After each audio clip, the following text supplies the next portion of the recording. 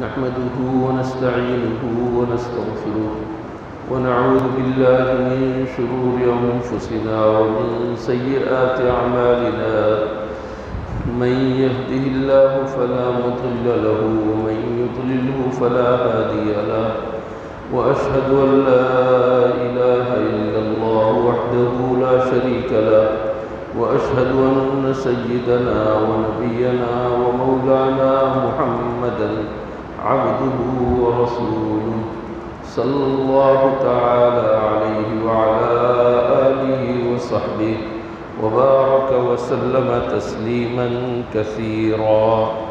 أما بعد، فقد قال رسول الله صلى الله عليه وسلم: لا يؤمن أحدكم حتى يكون هواه تبعا لما جئت به. بزرگان محترم اور برادران عزیز، حضور اکرم صلی اللہ علیہ وسلم کی احادیث مبارکہ میں سے ایک لفظوں کے اعتبار سے بہت چھوٹی سی حدیث آپ کے سامنے میں نے پیش کی. اللہ جل شانہ سے دعا ہے اللہ مجھے اس حدیث سے متعلق ضروری مضمون کو صحیح طور پر بیان کرنے کی توفیق عطا فرمائے. دوستو، ربیع الاول کا مہینہ شروع ہو گیا. یوں تو اللہ نے 12 مہینے بنائے اور میں نے گزشتہ دنوں آپ کے سامنے ذکر کیا تھا کہ 12 مہینوں میں سے اللہ نے 4 مہینوں کو حرمت والا مہینہ قرار دیا، عزت والا مہینہ قرار دیا، احترام والا مہینہ قرار دیا. ان کی گویا کہ فضیلت ہے دیگر مہینوں پر، ان میں ربیع الاول نہیں ہے. شوال ہے، ذی القعدہ ہے، ذی الحجہ ہے، محرم ہے، رجب ہے. ذو القعدہ، ذی الحجہ، محرم، رجب، یہ 4 مہینے ہیں. شوال حج کے مہینوں میں شامل ہو جاتا ہے، اس وجہ سے اس کی بھی ایک برکت ہے. رمضان کے مہینے کو اللہ نے زبردست امتیاز عطا فرمایا ہے، اس اعتبار سے اس کو بھی فضیلت ہے. باقی کسی مہینے کو کسی مہینے پر فضیلت نہیں ہے. حضور اکرم صلی اللہ علیہ وسلم اللہ کے بعد ہمارے لیے سب کچھ ہے. اللہ کے بعد حضور اکرم صلی اللہ علیہ وسلم سے بڑھ کر کوئی نہیں. حضور اکرم صلی اللہ علیہ وسلم ربیع الاول کے مہینے میں پیدا ہوئے. حضور اکرم صلی اللہ علیہ حضور اکرم صلی اللہ علیہ وسلم ربیع الاول کے مہینے میں پیدا ہوئے. پیدا ہونے کے باوجود ربیع الاول کے مہینے کی کوئی فضیلت نہ اللہ تعالیٰ نے بیان فرمائی، نہ حضور اکرم صلی اللہ علیہ وسلم نے بیان فرمائی. فضیلت آتی ہے اللہ کے پاس سے، اور اللہ تعالیٰ بتا دے تو رسول اللہ صلی اللہ علیہ وسلم بتا دیتے ہیں کہ فلاں مہینے میں یہ فضیلت ہے. جب اللہ نے کوئی فضیلت نہیں بتائی تو ہم کیسے اس کو فضیلت والا مہینہ قرار دیں؟ حضور اکرم صلی اللہ علیہ وسلم پیدا ہوئے اس مہینے میں، اور حضور اکرم صلی اللہ علیہ وسلم ہمارے لیے میں نے بتایا سب کچھ ہے. اللہ کے بعد آپ سے بڑھ کر کوئی نہیں. عزت میں، عظمت میں، احترام میں، عقیدت میں سب سے زیادہ اللہ، اور دوسرے نمبر پر حضور اکرم صلی اللہ علیہ وسلم. حضور اکرم صلی اللہ علیہ وسلم اللہ کے بعد ہر صفت کمال کے مستحق.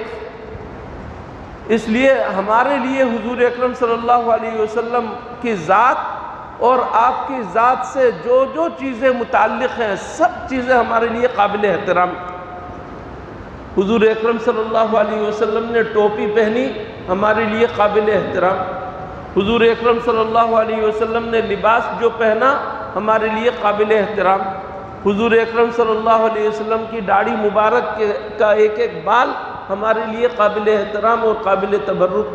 حضور اکرم صلی اللہ علیہ وسلم کے سر کا ایک ایک بال ہمارے لیے قابل احترام. حضور اکرم صلی اللہ علیہ وسلم کے قدم جہاں پڑے وہ ہمارے لیے قابل احترام۔ حضور اکرم صلی اللہ علیہ وسلم اس وقت روضہ مبارک میں جس جگہ پر آپ آرام فرما رہے ہیں، جس مٹی کے ساتھ، جس جگہ کے ساتھ حضور اکرم صلی اللہ علیہ وسلم ٹچ ہو رہے ہیں، وہ ہمارے نزدیک عرش الہی سے بھی بڑھ کر قابل احترام اور افضل۔ آپ اندازہ لگا رہے ہیں حضور اکرم صلی اللہ علیہ وسلم ہمارے لیے اس قدر قابل احترام ہے۔ حضور اکرم صلی اللہ علیہ وسلم ربیع الاول کے مہینے میں پیدا ہوئے۔ آج ہمارے دلوں کے اندر ربیع الاول کے مہینے کے لیے محبت ہے، ہونی چاہیے، لیکن میرے دوستوں محبت ہی تک رہے۔ یہ نہ کہے کہ ربیع الاول میں یہ کرو تو یہ فضیلت، ربیع الاول میں یہ کام کرو تو یہ فضیلت، ربیع الاول میں 2 رکعت نماز پڑھو تو یہ فضیلت، 12 ربیع الاول میں اگر 2 رکعت پڑھو تو یہ فضیلت۔ فضیلت بیان کرنے کا اختیار اللہ کو ہے، اللہ کے سوا کسی کو نہیں ہے۔ اس وجہ سے اپنے عقیدے کو درست رکھنے کی ضرورت ہے۔ حضور اکرم صلی اللہ علیہ وسلم ہمارے لیے سب کچھ ہے، لہٰذا اگر آپ کی ولادت سے پہلے کے حالات بیان کرتے ہیں تو یہ بھی ہمارے لیے سعادت کی چیز ہے، کیونکہ محبوب کا تذکرہ ہے۔ محبوب بھی میرے اور آپ کے نہیں، رب العالمین کے محبوب ہیں۔ اس محبوب کا تذکرہ آپ جس طرح بھی کریں، آپ سمجھ لیجئے کہ ایک اللہ کا بہترین ذکر کر رہے ہیں، آپ قابل احترام ہو جائیں گے حضور اکرم صلی اللہ علیہ وسلم کا تذکرہ کرتے کرتے۔ ولادت سے پہلے کا تذکرہ کریں، ولادت کا تذکرہ کریں، ولادت کے بعد کا تذکرہ کریں، دودھ پینے کے زمانے کا تذکرہ کریں، بچپن اور لڑکپن کا تذکرہ کریں، آپ کے سفر اور حضر کا تذکرہ کریں، آپ کی تجارت کا تذکرہ کریں، آپ کے دنیاوی معمولات کا تذکرہ کریں، آپ کی عبادت کا تذکرہ کریں۔ ہر چیز انشاءاللہ عبادت ہی عبادت ہے اور معطر ہی معطر ہے۔ حضور اکرم صلی اللہ علیہ وسلم مکہ مکرمہ میں رہے اور ایسی زندگی گزاری، پاک بازی کی زندگی، پاک دامنی کی زندگی، کہ آپ کے قریب کے لوگ ہوں یا دور کے لوگ ہوں، آپ کو صادق اور امین پکارتے ہیں، آپ کو عفیف اور پاک دامن قرار دیتے ہیں، آپ کے اوپر کوئی غلط نگاہ نہیں اٹھتی، غلط انگلی نہیں اٹھتی۔ یہ زندگی آپ نے گزاری، 40 سال تک ایسی زندگی گزاری۔ 40 سال پورے ہوئے، غار حرا میں بیٹھ کر عبادت کر رہے ہیں۔ حضرت جبریل امین کو اللہ جل شانہ نے بھیج دیا اور وہاں آ کر وحی نازل ہوئی، اقرأ بسم ربک الذی خلق۔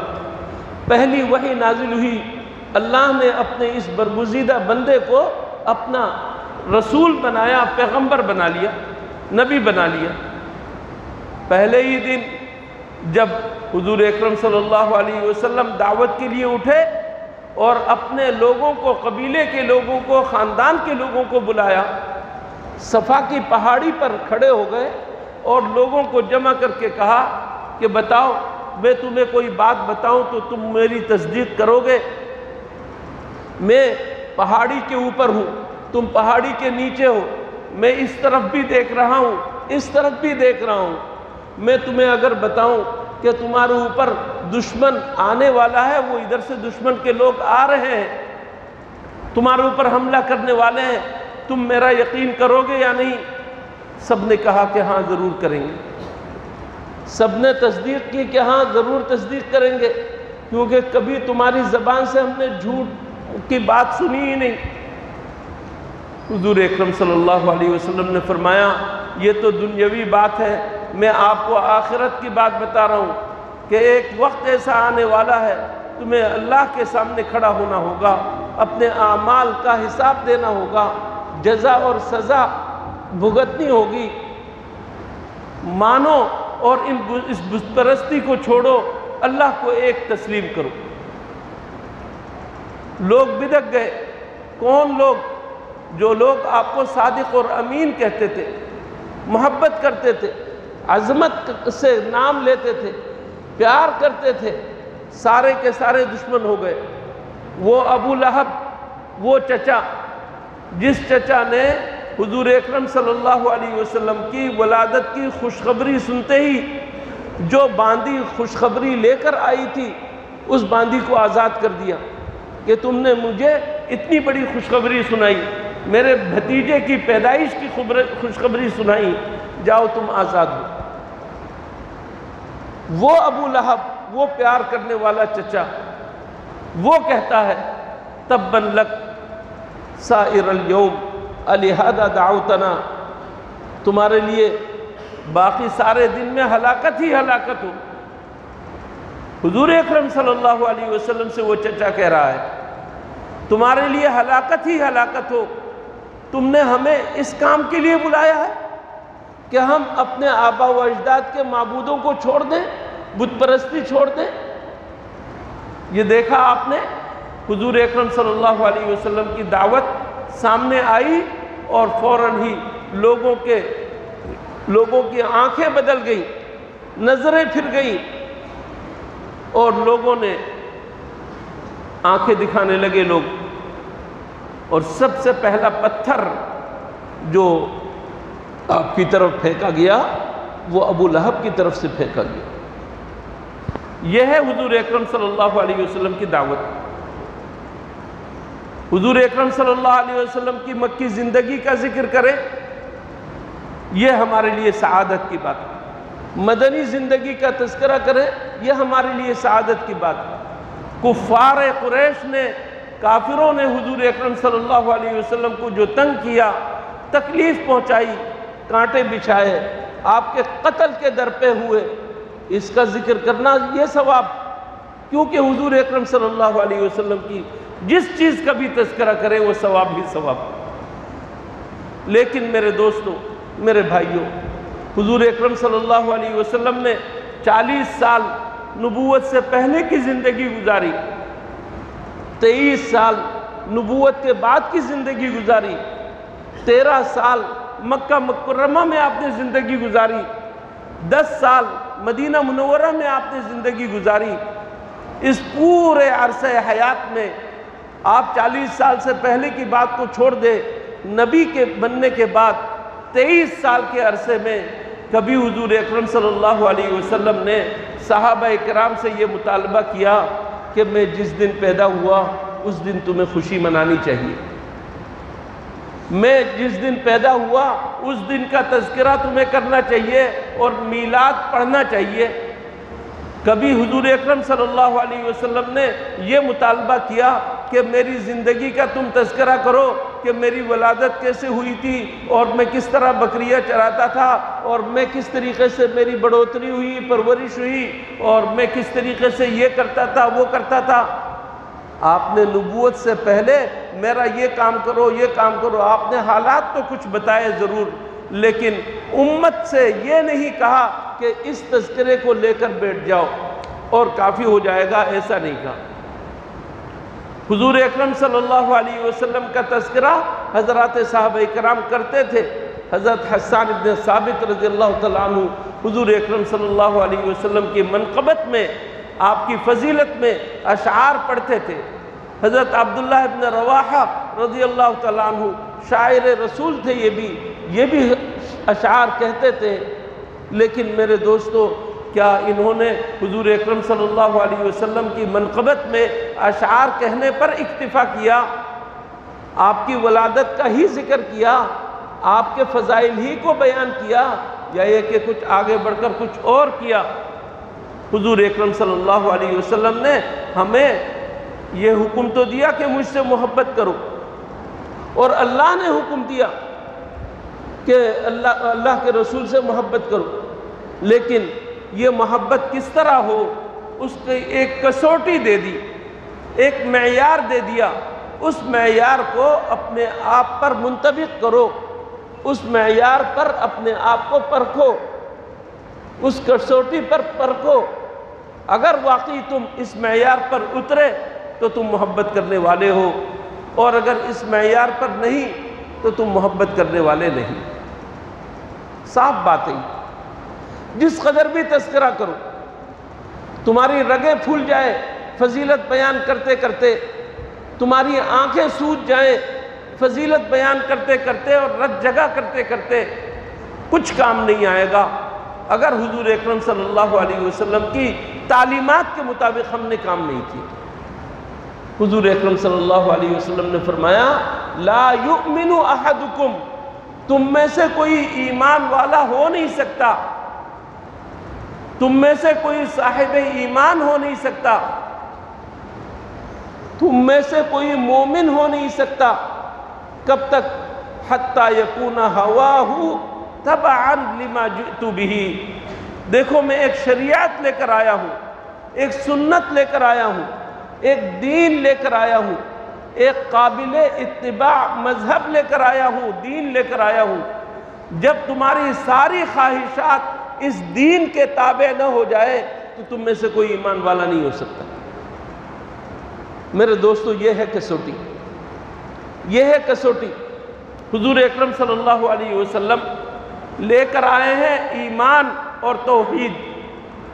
پرکھیے اپنے آپ کو کہ ہم حضور اکرم صلی اللہ علیہ وسلم کے متبع اگر ہیں تو ہمارے اندر یہ کسوٹی ہے یا نہیں، ہمارے اندر ایمان ہے یا نہیں، ہمارے اندر خالص توحید ہے یا نہیں۔ الا للہ الدین الخالص، توحید ہونی چاہیے خالص، اللہ کو ایک ماننا، اللہ کو ذات کے اعتبار سے ایک ماننا، صفات کے اعتبار سے ایک ماننا، افعال کے اعتبار سے ایک ماننا، اللہ کے ساتھ کسی کو کسی بھی درجے میں شریک نہ ٹھہرانا۔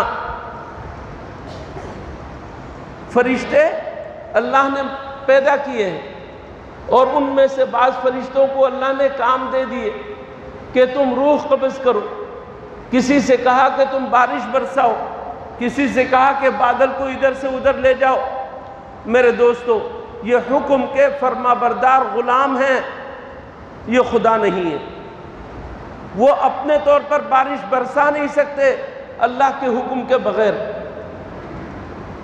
اولاد دینے کا امکان کیسے ہو سکتا ہے؟ کوئی فرشتہ اولاد نہیں دے سکتا، کوئی فرشتہ کسی مشکل کو دور نہیں کر سکتا، کوئی فرشتہ کسی بیماری کو ختم نہیں کر سکتا۔ کون ختم کرے گا میرے دوستو؟ اللہ۔ کون ختم کرے گا؟ مصیبت کو ختم کرنے والا اللہ، بیماری کو دور کر سکنے والا اللہ، کام بنانے والا اللہ، کام کو بگاڑنے والا اللہ، موت دینے والا اللہ، زندگی دینے والا اللہ۔ توحید خالص۔ کسی کو کارساز مت مانو، نہ فرشتے کو جس کو اللہ نے اتنی بڑی طاقت دی ہے کہ پوری دنیا کو اٹھا کر پٹخ دے، اتنی طاقت دی ہوئی ہے فرشتوں کو، لیکن ایک ذرہ برابر، ایک ریت کے ایک ذرے کو، ایک درخت کے ایک چھوٹے سے پتے کو ادھر سے ادھر کرنا کسی فرشتے کے اختیار میں نہیں ہے اگر اللہ نہ چاہے۔ اللہ کی قدرت سے ہوگا، اللہ کے حکم سے ہوگا، ورنہ نہیں ہوگا۔ یہ ہے اللہ کے ساتھ عقیدہ۔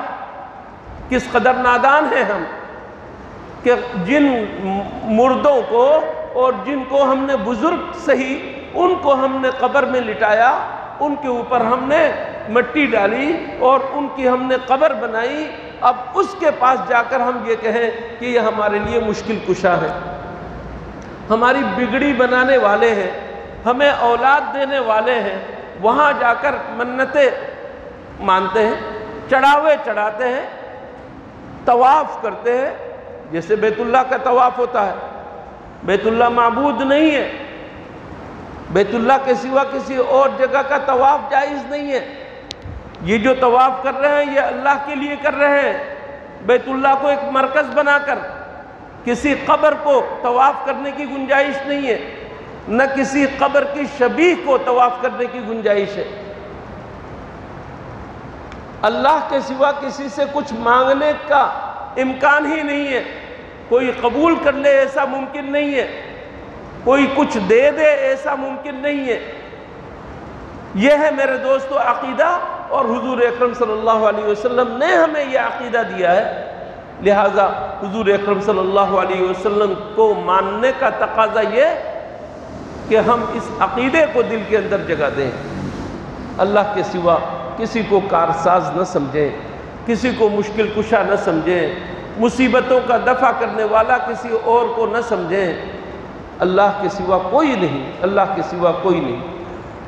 عقیدہ حضور اکرم صلی اللہ علیہ وسلم نے ہمیں دیا، اس میں اتباع کی ضرورت ہے، یہ محبت ہے۔ عبادتیں ہمیں حضور اکرم صلی اللہ علیہ وسلم نے دی کہ نمازیں تم پڑھو گے، انتہائی آخری وقت ہے، انتہائی آخری وقت۔ حضور اکرم صلی اللہ علیہ وسلم دنیا سے پردہ فرما رہے ہیں اور عالم برزخ اور عالم آخرت کی طرف جا رہے ہیں۔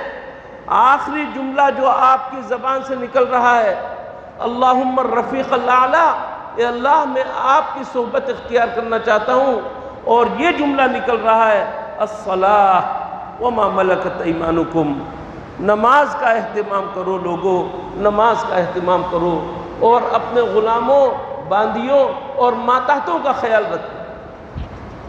کتنی بڑی بات ہے۔ ایک آدمی حضور اکرم صلی اللہ علیہ وسلم کی منقبت میں پوری رات تو گزار دیتا ہے، لیکن نماز نہیں پڑھتا، نماز نہیں پڑھتا۔ کیا وہ حضور اکرم صلی اللہ علیہ وسلم کے ساتھ محبت رکھنے والا ہے؟ محبت نہیں ہے میرے دوستو، یہ محبت نہیں ہے، ہرگز محبت نہیں ہے۔ میں آپ کے سامنے کئی دفعہ حصی مثال دے کر سمجھا چکا ہوں کہ باپ ہے، کہتا ہے بیٹا پیر میں درد ہو رہا ہے، میرے سر میں درد ہو رہا ہے، مجھے ایک پیناڈول کی گولی تو لا دو، مجھے ایک بروفن کی گولی تو لا دو، درد بہت زیادہ ہے، تاکہ میں ایک گولی لے لوں اور درد میرا ختم ہو۔ بیٹا کہتا ہے کہ ابا جان آپ میرے لیے بہت قابل احترام ہیں، یہ نہیں ہو سکتا کہ میں آپ کو چھوڑ کر چلا جاؤں، آپ تو بہت اچھے ہیں۔ یہ کہہ کر وہ پاؤں دباتا ہے، سر دباتا ہے، لیکن ایک گولی لے کر آنے کے لیے ایک گولی لانے کے لیے نہیں جاتا۔ باپ کی فرمانبرداری کر رہا ہے یا باپ کی نافرمانی کر رہا ہے؟ نافرمانی ہے یہ۔ باپ کی جس چیز کی ضرورت ہے باپ کو، اور باپ جس چیز کا حکم کر رہا ہے وہ نہیں کر رہا، اور دوسرے انداز سے باپ کی تعریف کیے جا رہا ہے۔ آپ نے ہمارے لیے بہت کچھ کیا، آپ نے ہماری زندگی بنائی، آپ نے ہماری پرورش کی، آپ بہت اچھے ہیں۔ بھئی ان باتوں سے ہوگا کیا؟ باپ کا درد تو دور ہوگا نہیں۔ باپ کو تو بروفن کی ضرورت ہے، باپ کو پیناڈول کی ضرورت ہے، باپ کو ڈسپرین کی ضرورت ہے، تم وہ لا کر نہیں دے رہے ہو، باپ ہزار کہہ رہا ہے۔ یہ اتباع نہیں ہے، یہ محبت نہیں ہے۔ محبت یہ ہے کہ چھوڑو باپ کو اس جگہ اور بھاگ کر جاؤ، سر کے بل چل کے جاؤ اور جا کر گولی لے کر آؤ، باپ کو کھلاؤ۔ محبت یہ ہے۔ حضور اکرم صلی اللہ علیہ وسلم فرما رہے ہیں نماز نماز نماز، والذین هم علی صلواتہم یحافظون، اہل ایمان وہ ہیں جو اپنی نمازوں کی حفاظت کرتے ہیں۔ ہم نے فجر کی نماز ضائع کی، ہم نے ظہر کی نماز ضائع کی، ہم نے عصر کی نماز ضائع کی، مغرب کی نماز ضائع کر دی، عشاء کی نماز ضائع کر دی، لیکن ہم محبتی ضرور ہیں، ہم محبت کرنے والے ہیں۔ بھئی کیسے محبت کرنے والے ہو؟ کیسے محبت کرنے والے ہو؟ تمہارے محبوب تو تمہیں محبت کرنے والا نہیں سمجھے گا، وہ تو کہتا ہے نماز پڑھ کے محبت کرو، نماز پڑھ کے محبت کرو۔ عبادت ہمیں دی، رمضان کا مہینہ دیا، پورے مہینے روزے کے لیے۔ روزے ہم رکھتے نہیں، لیکن نعتیں ضرور پڑھتے ہیں۔ روزے ہم رکھتے نہیں، حضور اکرم صلی اللہ علیہ وسلم کے فضائل ضرور سنتے ہیں۔ نمازیں اور روزے رکھتے نہیں، ہم گھروں کے اندر مجلسیں ضرور کرتے ہیں۔ میرے دوستو یہ مجلسیں کام نہیں آئیں گی حتیٰ یکون ہواہ تبعا لما جئت بہ۔ ضروری ہے کہ آپ کی ساری خواہشات میری لائی ہوئی شریعت کے مطابق ہو جائیں، اس صورت میں تمہاری یہ محبت کام کی محبت ہوگی، ورنہ یہ کام کی محبت نہیں ہوگی۔ انشاءاللہ اس کا تتمہ آئندہ ہفتے کریں گے۔ اللہ جل شانہ ہمیں حضور اکرم صلی اللہ علیہ وسلم کی کامل اتباع نصیب فرمائے۔